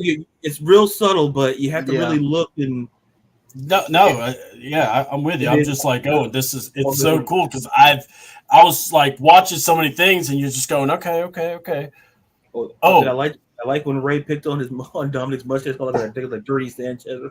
And we all know what that was. Yeah, I loved it. What is that? We can't say it on Raw. Let's cut back to Booker. He'll explain it. Ducky, quack. No, Book. No. Go to Booker. He's got the info. I hate that fucking saying. It's so stupid. I have a problem. Okay, I got to say it. I can't stand Booker T. I'm sorry. I can't stand him when on NXT. I can't stand him when he's doing interviews. What's up, Ron? It says April, but don't get it twisted. It's my boy Ron. He's just under witness protection program, so he has to be under that one. But it's all good. But oh my God, I thought the tag match for Miz and Truth with Academy, I felt was missing something. I thought, because you just had them being talked down to by Gable, but you didn't have that anonymous figure of Gable, like being anonymous. He should have been, and him running them down. I think that was an opportunity missed. The Dominic thing, I am so with y'all. It's like Liv, when it comes to Liv, people don't like her, but my thing is she's got something, but I have to say it. She's not going to be a champion that's going to hold the belt for a long time. No. Because if you really want a revenge tour, you've got to keep this going. But I will say this. Dom needs to hook up with her before she wins the belt. Then she wins the belt. Then she goes on that promo, and then that's when she plants it on him. And then, everyone's thinking, well, Dom's not going to really turn on Rhea when she gets back. Dom turns on Rhea. Causes Rhea to lose. And then you really start having something that is yours. Yeah, then you really can have a real heated, something heated, and you got a story already. And that could keep you going for the freaking time. Yeah. I will say this. I thought the CM Punk thing was great. I thought the tag match was good. I'm so glad that Candice LeRae and Indy are going to SmackDown. Yeah. Candice, I believe, is a very good worker. I just can't stand watching Indy. I can't see her. Always has been. Yeah, and I hate to say it, but I feel like I want to go, you really aren't what we want to watch. And I hate to say it like that. I thought the match with Liv was good, or Liv and Nia. I thought that was actually a good match. Man, Gunther and Zay. At first, I was like, man, I don't want to see this match. But now I'm going to go here. I want to see it again. But I still want Gunther, I want Gunther to win. I want a moment where he looks in the camera and goes, or Kofi's about to throw the towel, and he's just going to look at him. If he dies, he dies. I just want to hear it one time, as he's about to chop him. But, it just gets so dramatic. And then another highlight of the night had to be Adam Pearce in the Jim Cornette jacket, because everybody wanted him to get the tennis racket ready. But when that man had a wonderful moment when that worker that you can't stand, that annoys you the most, finally has left your show. And that man was ready to dance a hallelujah dance. I love Chelsea. I cannot wait how she drives Nick Aldis to drink. But my God, Adam Pearce looks like he was so happy. Yeah.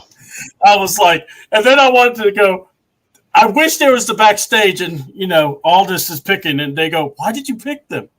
I lost a bet. Something. Just give me something. Something as stupid as that. He flipped the coin, and I'm a man of my word. Heads, or I said tails never failed. Well, it failed here. I had to draft him. Dude, it would be fucking hilarious if he could say something like that. Yeah. That would be hilarious. Yeah. Because on X, and I'm telling y'all, follow Chelsea. She is hilarious. She goes, well, I know Adam is going to do everything he can to trade for me. And I'm going, yeah, hold on. Yeah, Adam's doing the following. Yeah, I'm doing everything I need to. I'm playing a video game right now. Yep. I'm like, dang. That was so awesome. I love, and I will tell you, thinking about like the upcoming guys that are going to be on the Raw brand and thinking about Valkyria. I loved what you said about Davenport. She is going to be somebody that, you don't have to look past. She is going to be someone good. Let's see. I'm looking over at the list over. Vinny, the Gino Bonadici, or Vinny. Yeah. He could be something, but he can't be another lackey right now. He needs to just work on his own, do his own stuff for now, and try to see if he could get over, because that's really what's going to help him. I will say, of all teams that were drafted to Raw,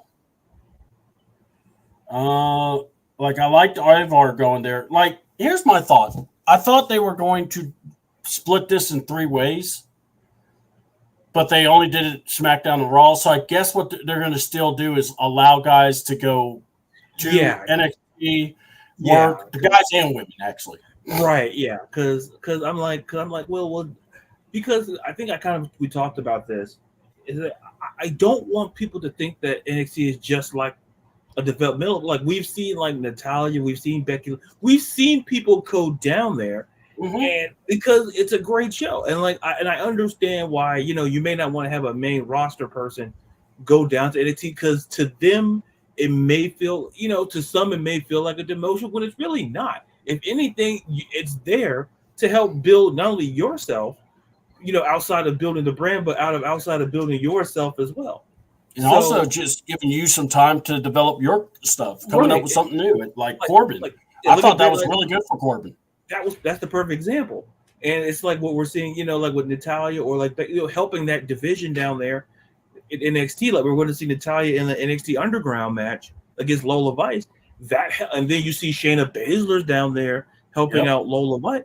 So it's not the demotion as some felt like, even I would say like 5 years ago. It feels like you go down there, you kind of refine, you rediscover yourself, and you kind of help and kind of help your brand as well, like you alluded to. Also, a big team that I'm hoping they do a little bit more with, because I do like what they do. I like Pretty Deadly, and I'm glad they're on SmackDown. I do, and here's the other thing. If you got Chelsea Green and Piper Niven, Tiffany Stratton, if you need like a tag team to work with, oh man, please, just please, especially with Chelsea. I mean, you already got a person to eat the pins. You got Piper to be the heavy hitter. I'm just saying, just bringing it up because, look, I want the best for Tiffy time because, man, she's a star. Watching her with the other women work, even with Naomi, it's like I was going, wow, she stands out. And, I'm hoping by the end of next year we say the same thing. So, all right. Well, we don't do winners and losers because I think that's kind of, cachet. But before we talk about Backlash, what did you think of the Raw new roster and SmackDown's new roster? And what's your takeaways? Go ahead. Go ahead, Ladarius. I feel like we're playing Price is Right, where I keep. We're playing 25. Ladarius like $1. No, no. Drew, no. I meant a nickel. No, that's even worse. No, I don't know how this is. hit the buzzer. But no, I think the biggest takeaway is how they're reshaping the women's division. Yeah. Because I think, like I said, we talk about the loss, the Rhea Ripley loss. It's still a big loss. And, adding the likes of like Lyra Valkyria and adding Kiana James, that helps get in the mix. And then when you kind of throw, you have damage control. To me, there was a nice balance, I think, in the women's division. And I think a statement was made in this draft when we saw Bianca and Jade be the top picks. It's a message to say everything is fine. And and I think we talked about this. We're figuring it out. We're going to get it right. Because listen, with injuries happen, injuries happen. So you kind of have to find a way to, for Rhea Ripley, if she was healthy, she'd have been the champion the rest of this year and going into next year. But now you pivot, and now you're getting, you Liv staying on Raw. We're getting a continuation of storylines. And like I said, and another huge takeaway to me is how the mid card is going to look. Yeah. And when we talked about Raw, but like the SmackDown mid card it's not going to look too shabby either. No. So I think this was all about kind of reshaping.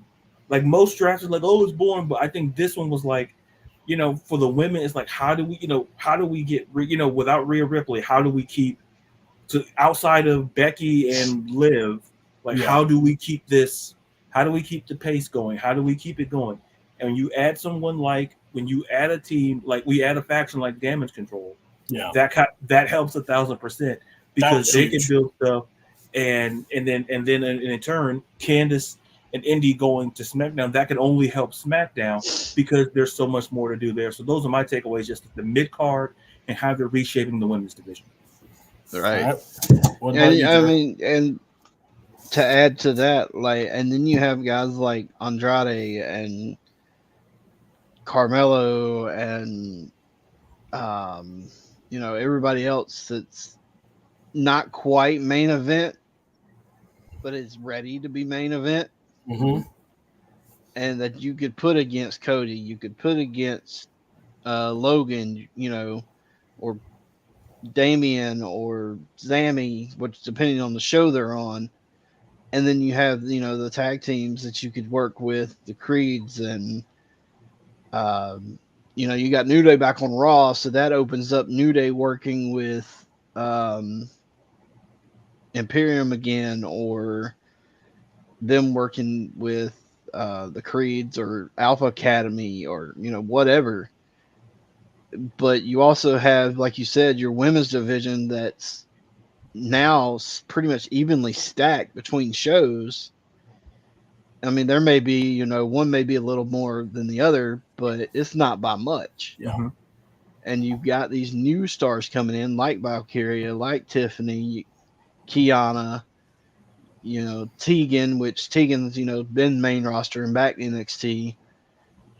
But you've got so much that you could do with these new women that are coming in, and new feuds that you could do, or new tag teams you could create with some of these women. And then you've got other, tag teams coming in for like the women, like, Damage Control going to Raw, Alba and Isla, which we haven't seen in months. Mm-hmm. You could be bringing them back to feud against Damage Control, to feud against Katana and Caden. It's just, there's so many possibilities that you could make out of this draft that you wouldn't have been able to do if you hadn't made the draft. Mm-hmm. So I'm just going to say this. I think my final takes when it comes to this draft is real simple. You were able to take Raw, which is a 3-hour show, and you're going to have women that can support this women's division properly now. You're also going to have a really legit mid-card, and what I mean is more depth and actually feels more like a movement can go in there, could go against the champ also. So you're going to have some really good opportunities there. I think SmackDown, 2-hour show, they had to minimize some of their men also, so they can also give time to the women as well as the guys. And you don't have to do as many guys because of the fact that, look who y'all have. Yeah. I think we'll see how they go from here on out. We got a pay-per-view this Saturday. Now, here's how we're going to run it. All right. We're going to just watch the show. Probably if we end up doing a live react, we'll just link our stuff up on the top like we did last time. And I'll message Jerry because usually that's a Berto thing. And I don't mind, especially if he's taking care of that part on his channel. Yeah. But, because I don't want to watch 3 hours on my thing when I'm trying to keep it in a certain realm. Right. Okay, I'm cheap. So, but what I will do is if you guys want to, and, we watch the show and we want to do a review afterwards, we can message each other, see how we're feeling. If we got plans, we know what to do. We could do a review show afterwards, or we can wait till Sunday. You guys let me know, and that's how we're going to go through that. Here's the Backlash preview. So far, I've counted like maybe 5, maybe 6 matches. Kevin Owens and Randy Orton versus the Bloodline, Solo Sikoa and the MFT, Tamatanga, or motherfucking Tamatanga. The Women's Tag Championship, the Kabuki Warriors versus Bianca and Jade. First 2 picks of their shows on the next. Honestly, I hope they get the titles. Oh, they probably will. Women's Championship match, Bayley defends against Tiffany Stratton and Naomi in a triple threat. I don't know about that match. Well, we're going to get our picks. Cody versus AJ Styles. Uncle Alan. And then the World Heavyweight Championship, Damian Priest versus Jey Uso. So let's do our picks. We'll start off with KO and Randy Orton versus the Bloodline. And we'll start with Jerry. So out of that, I'm going to say Bloodline for the simple fact that they need to build those two more, keep building those two together as a team, as one unit. All right. What say you, Ladarius? Yeah, I it's kind of you can go either way, but I don't feel like the Bloodline. You're trying to establish something there, and beating a team like, Kevin Owens and Randy Orton, that kind of fits the bill. Yeah, I'm going also Bloodline, so this is going to be a Bloodline sweep. But here's the thing: the question isn't that; it's will Tama or Jacob Fatu show up in this match, or does he show up in the title match with Jay? That's going to be my question. And I kind of like the idea. I actually like the idea of, if he's there, use him. Bring him out, have him help them win. And then he's a savage. You can't control him. He takes out Jay. I just saying that to me would be a smart move, but but that's just what I think. All right. Women's Tag Team Championship. Kabuki Warriors, Asuka, Kairi Sane, so they're no slouches, versus Bianca and Jade. Okay, I said they're no slouches, but who do we really think is going to win? Go ahead, Jerry. Who do I want to win? Jade and Bianca. Jade and Bianca. Who I think is going to win, as much as I don't want it to happen, Asuka and Kairi. Really? Okay. All right. I'm kind of surprised by that, but what do you say, Ladarius? I think he's frozen. Oh, there he is. Okay. Oh, am I here? Can you see me? Oh. I can hear you. We can hear you. Don't worry. Okay. You got a great serious face going on here. Yeah. That means I mean business. Yeah. Yes. or like to give the presentation that I do. I thought about this, and to me, if we're thinking long term, I think the Kabuki Warriors retain. As much as I want Jade and Bianca to win, I think if you want to stretch this out to maybe potentially SummerSlam, possibly, maybe get a SummerSlam match out of this, I think you have the Kabuki Warriors retain here at Backlash, and maybe potentially down the road, maybe like at a SummerSlam to get the gold on. Interesting. All right. I'm actually going to. All right. I hear what y'all saying. I'll still go with Bianca and Jade because Bianca's the first pick overall. Jade's that second pick. I think you want to get them across brands as soon as possible. And it's not like the Kabuki Warriors have had the belts just recently. They've actually had it for a while. So that's just my thing. I don't think it's anything of a burial or anything. They are. I think this can be something really good. But I feel like we're going to have another Jade showcase also, too. All right, a match that I'm actually looking forward to because I really think this could be one of the three that can steal the show. Bayley versus Tiffany Stratton versus Naomi. What do you say, Jer? So I believe Bayley's going to retain it. I wouldn't mind seeing Naomi win it. And I also wouldn't mind Tiffany, but I don't think Tiffany's ready. Okay. What say you, Ladarius? I agree. I think Bayley retains, and I think if we're going to take a step further, I actually think Naomi takes the pin in retaining to kind of protect Tiffany, because I think we're thinking, like I say, we're kind of looking at toward the next major pay-per-view, which is SummerSlam. Yeah. So I'm going to go with Bayley retaining. All right.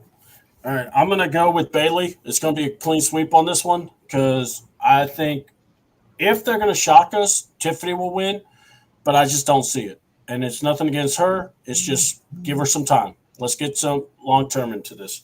Naomi winning it would be cool. But again, Bayley just won it, and I would like to see Bayley actually have a legit title run, especially with this gimmick. Yeah. World Heavyweight Championship, Damian Priest versus Jey Uso. And I will say this, as of right now, this is the only Raw match on this card. Yeah. So, what do we think? Priest is going to retain it. I mean, that's a no-brainer, and that goes back to like what we were saying earlier. Is I don't think Jay's ready to be at his current gimmick and state. I don't think Jay's ready to be a champion. Okay. Ladarius? I agree with Jerry. I'm going to go with Damian. I expect a good match between both of them, but I just feel that something Jay may be somewhere down the future, but I think for this pay-per-view, I think Priest's his first title defense. I think he picks up the win. Yep. All right. I'm going to go with Damian Priest. I think it's either Judgment Day somehow or Fatu, as we just said, being a force or helping him. And if any title that could have a swerve finish, it would be this match. Cody Rhodes versus AJ Styles, a.k.a. Uncle Allen. All right. Battle of two Georgia boys. Yeah, two Georgia boys, homegrown. One worked the Indies and made his way to stardom. And nothing against this. One was handed his position in WWE to start with. Mm-hmm. And that's not a jab at Cody or Dusty, but it's just it's more of a storyline plot. Yeah. I see Cody keeping it for the simple fact of it took him this long to get it. Mm-hmm. Why take it off of him on his first defense? I'm with you. All right, Ladarius, what say you? Yeah, I agree. First title defense, I don't see Cody dropping it, but I do expect a fantastic match out of both of them, especially AJ Styles. We kind of talked about trying maybe his one last run at a championship. So I expect a great match between the two. All right.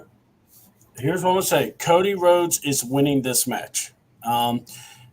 Roman went against AJ Styles. Seth Rollins went against AJ Styles when they first won their belts. And now Cody's doing the same. I think this will be a great match.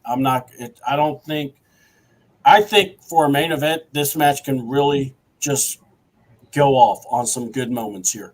And I honestly think, even though people say story, I don't think you need one in this regard because AJ and Cody can tell a story in the ring, Right. and I think you can dig more later, Yeah. and have AJ. Yeah, go ahead. And their backgrounds alone, is story enough. Yeah, and their backgrounds, before because I got what you're saying. I still love what Cody did. You Yeah. know, he was into WWE. Yeah, he got handed, but yet he got handed some hard stuff, Right. and he would get everything over. Right. And he believed in himself. And not only did he believe in himself, the man made a competitor. Let's not forget that. Oh, I know. I really think when you come down to Cody's story, you have to remember he's the driving force to having a competitor. Oh, I know. And you just have to, nod your head and, acknowledgement in that. So, but I think the AJ and Cody storyline, I think there's so much to be done. I'm praying this is not going to be a one match deal. I hope they can keep this going, and I hope they can turn this into some really good stuff. Yeah. Get creative, man. Have fun with it. I mean, like I said, Cody Rhodes, AJ Styles. This is, lean on the Bullet Club stuff. I mean, AJ's got the OC with him, for Christ's sakes, if he brings him back. So we'll see. So, all right, guys, it's about that magical time where we call it off. So we're going to start with Ladarius. Go ahead and tell us how we can find you and what you got coming up this week. You can follow me on social at Ladarius_Brown on both on Twitter, X, and TikTok, and on Instagram it's Ladarius_Brown.